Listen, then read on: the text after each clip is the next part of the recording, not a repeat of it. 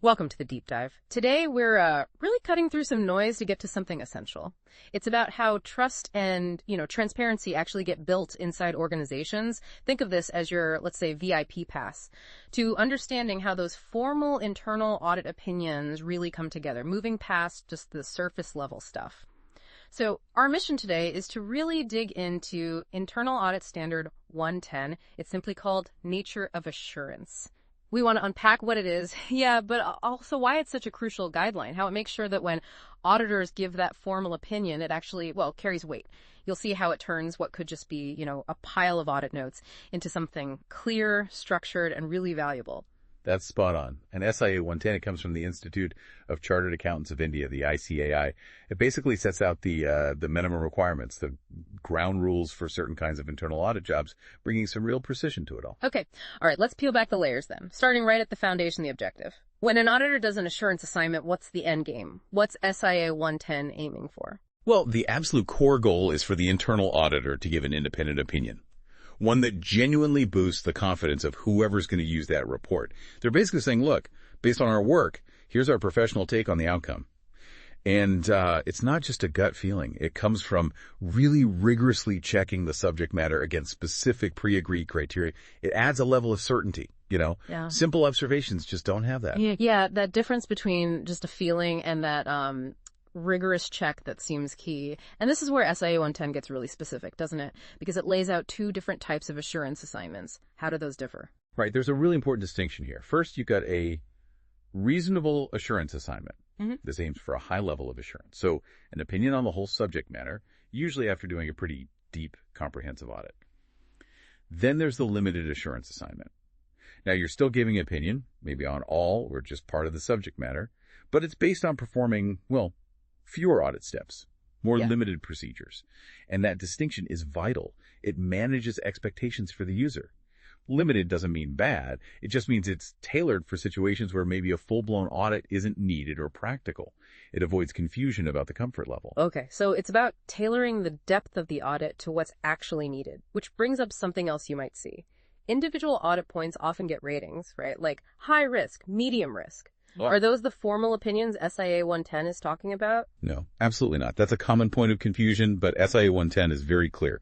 Those individual ratings, they are not formal audit opinions under this standard. The main point of SIA 110 is really to give clear guidance on if a formal assurance opinion can even be given in the first place.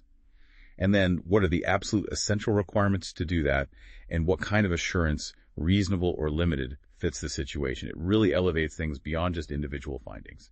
That clarifies the bigger picture quite a bit. Okay, so we know the what and why. Let's look at the building blocks, the essential ingredients, you could say, for any assurance engagement. First, there's this required three-party relationship. We kind of know who's involved in an audit, but why does SIA 110 make such a point of this structure? Well, understanding these roles, it isn't just about putting labels on people. It's fundamental for ensuring independence and clear lines of accountability. It's critical. So you've got the internal auditor, that's the independent professional doing the work. Then there's the auditee. That's the person or maybe the team responsible for whatever's being audited, their area, their process. And finally, the assurance user. That's who the report is for. Often the audit committee or maybe senior management. Having these three distinct parties clearly defined helps keep things objective. For example, if the auditee tries to influence the outcome, SIA 110 gives the auditor the backing to say, no, my role is independent. Right. Clear roles mean clear boundaries. That makes total sense. Okay, so beyond the people, SIA 110 also demands the presence of three key elements, the sort of tangible stuff of the audit. Let's take element one, the subject matter. What exactly can auditors provide assurance on? What can be audited in this formal way? Oh, the subject matter can be really broad. It could be financial results, sure, but also non-financial things like performance metrics or physical assets like checking if inventory actually exists. It could also be systems, processes, or even just checking if procedures are being followed correctly. Compliance. But here's the catch. For it to be an appropriate subject matter, it needs to be identifiable. You have to know exactly what you're looking at. Yeah. And it must be consistently measurable against those criteria we talked about. Plus, you need to be able to actually gather enough evidence about it. You can't audit fog, right? It needs to be concrete. Okay, so if that's what we're looking at, element two must be the yardstick, the predefined criterion. What are these benchmarks auditors use? Exactly. These are the rules or benchmarks you measure the subject matter against. Think of things like accounting standards, IFRS, GAAP, or maybe establish internal control frameworks like COSO. Could also be specific laws, regulations, or even internal policies. But what's really interesting, and SIA 110 is strict here, is that these criteria need to be suitable. That means they must be relevant to the subject matter, complete, reliable, comprehensive, and measurable. These 5 qualities are essential. They ensure you're not comparing apples and oranges, makes the final opinion meaningful and something you can actually stand behind. If the criteria are weak, the whole opinion is weak. Robust benchmarks for a robust opinion. Got it. And that leads to the final piece, element 3, the conclusive outcome. What's a definitive result the auditor needs to arrive at? So the auditor has to do the work needed to reach a conclusion, a judgment. Do they think the subject matter actually stacks up against those criteria or not? And the type of assurance dictates how much work goes into that. For reasonable assurance, they need sufficient and appropriate evidence, which isn't just ticking boxes, I should add. That's where professional judgment, built over time, really comes in. For limited assurance, the procedures are deliberately less extensive, so less evidence is gathered, but still enough to form a credible, though less strong, opinion. Okay, and how is this conclusion, this opinion, actually delivered? That must be the written assurance report. Absolutely critical. It has to be a formal written report. That's where the auditor explicitly states their opinion on the subject matter. This is really what distinguishes it from other types of internal audit work where maybe you just get a list of findings or some recommendations. This report is the formal assurance. It's the definitive statement. Okay, so putting all those pieces together, the parties, the subject matter, criteria, outcome report, helps us understand when an auditor can even take on this kind of assignment. Because it sounds like there are strict conditions for undertaking an assurance assignment, right? It's not automatic. When can they proceed and when might they have to say, actually, we need to do this differently? Exactly. An auditor can only take on an assurance assignment if several pretty strict conditions are met. It's a high bar. First, all the ethical stuff has to be in place. Independence is paramount, obviously. Plus, they need the right professional competence for that specific job.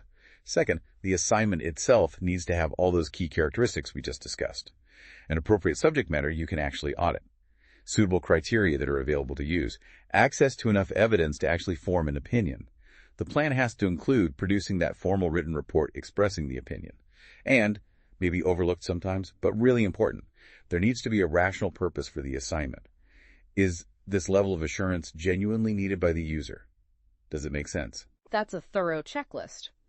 But what happens if a potential job comes up and, well, it just doesn't tick all those boxes? Maybe the criteria aren't clear or they can't get enough evidence. Does SIA 110 just mean it's a dead end? Not necessarily a dead end, no. It might just mean it can't be done as an assurance engagement. It can still be performed as, say, a non-assurance engagement, like a consulting project or maybe an internal audit that results in findings and recommendations, but crucially, without that formal opinion report. And it's also important that if things change partway through, maybe they started aiming for reasonable assurance but realized they can only give limited or they have to switch to non-assurance altogether, there has to be a good reason. A reasonable justification, as the standard puts it. You can't just switch lightly because it got difficult. It protects the integrity of the whole process. Okay, so it allows for flexibility but with justification. So stepping back, what's the real essence, the overall value that SIA 110 brings to internal auditing? I think fundamentally, SIA 110 ensures that when an internal auditor does provide that formal opinion, it's not just, their personal take. It's grounded. It's based on a clear structure, very clear objectives, and importantly, sufficient appropriate evidence. This whole rigorous process means their work isn't just advice. It adds genuine credibility. It gives stakeholders real confidence in whatever area was assessed. It adds tangible value. And there you have it.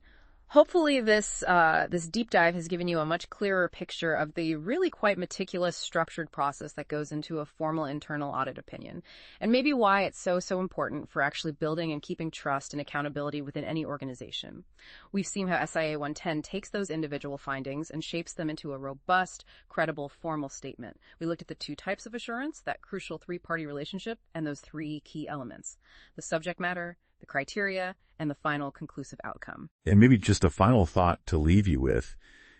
If we look at the bigger picture, the world is demanding more and more transparency, more accountability all the time. So how might these kinds of rigorous standards like SIA 110 need to keep evolving? How will they adapt to meet that ever-growing hunger for verified independent assurance in the future? Something to maybe mull over until our next deep dive.